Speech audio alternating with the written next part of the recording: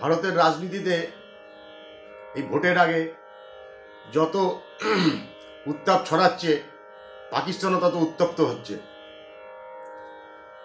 इस बार 400 पार এই আওয়াজটা পাকিস্তানের আকাশে বাতাসে একটা ভয়ের একটা পরিবেশ, একটা আতঙ্ক সৃষ্টি করে দিয়েছে। 26 জন হাফিজ আর 27 নম্বর হাফিজ শহীদ, বোম্বের মাস্টার মাইন্ড ব্লাস্টের, তাকে কেউ খাবারের মধ্যে বিষ দিয়ে দিয়েছে, সে এখন হসপিটালাইজড, হয়তো সেও হাফিজ হয়ে যাবে। প্রধানমন্ত্রী বলে দিয়েছিলেন যে পাকিস্তানে ঢুকে আমরা চুন চুন করে মারব যারা আমাদের ভারতের এগেনস্টে কোনো না কোনো সময় কোনো না কোনো হিংসা বা হত্যালীলায় যুক্ত ছিলেন। দম আছে লোকটার, বলতে হবে।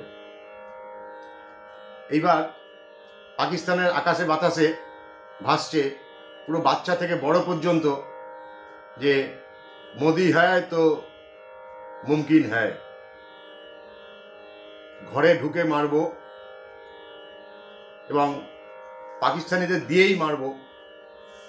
ভারতে ধরলে জেলে থাকবে, তাদের খরচ খরচা গভর্নমেন্টে চালাতে হবে, কেস হবে, সেই আবার এইসব বাংলায় এখন যারা কেস লড়ছে তাদের মতো উকিল থাকবে, সুতরাং এইসব বাদ, একদম স্যাটার স্যাট, ফিনিশ। এইরকম একজন প্রধানমন্ত্রী ভারতের ইতিহাসে এই প্রথম। কাশ্মীর এখন ঠান্ডা, এখন কাশ্মীরটা এখন বাংলায় চলে এসছে,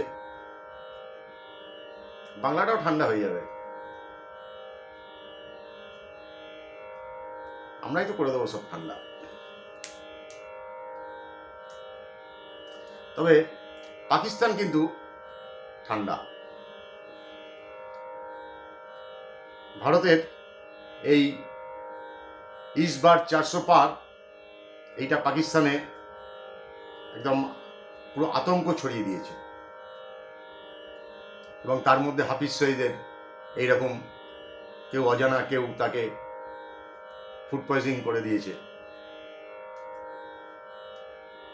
এটা একটা ইন্ডিকেশন যে ভারত আর সেই ভারত নেই। ইট মারলে পাটকেল খেতে হবে এবং সেই পাটকেল যদি হজম করার তোমার ক্ষমতা থাকে তো তুমি থাকবে, না হলে তুমি হাফিজ হয়ে যাবে।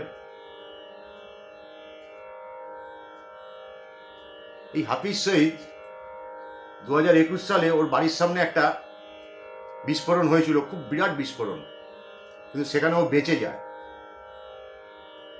নয়তো তখনই ও হাফিজ হয়ে যেত। সেবারে বেঁচে গেছে, কিন্তু এইবারে দেখা যাক কি হয়। তবে ও যদি বেঁচেও যায়, ও যেইখানে থাকবে সেখান থেকে বেরোনো কিন্তু ওর মুশকিল হবে, আর বেরোতে পারবে না। ও যদি জেলেও থাকে ওই জেলেই, আর যদি ঘরেও থাকে ঘরেই, ওর বাইরে মুভমেন্ট ওর পুরো বন্ধ। যাক, এটা আমাদের কাছে একটা খুব ভালো খবর। এইটা যদি হাফিজ হয়ে যায় তাহলে এটা 27 নম্বর হবে, 27 নম্বর হাফিজ। এবং इस बार 400 पार যদি হয়ে যায়, তারপরে যে আরও কত হাফিজ হবে সেটা দেখার আছে, সেই দিকেই আমরা তাকিয়ে আছি। আপনারাও সেই দিকে তাকিয়ে থাকুন। আজকে আসছি, ভালো থাকবেন, শুভরাত্রি।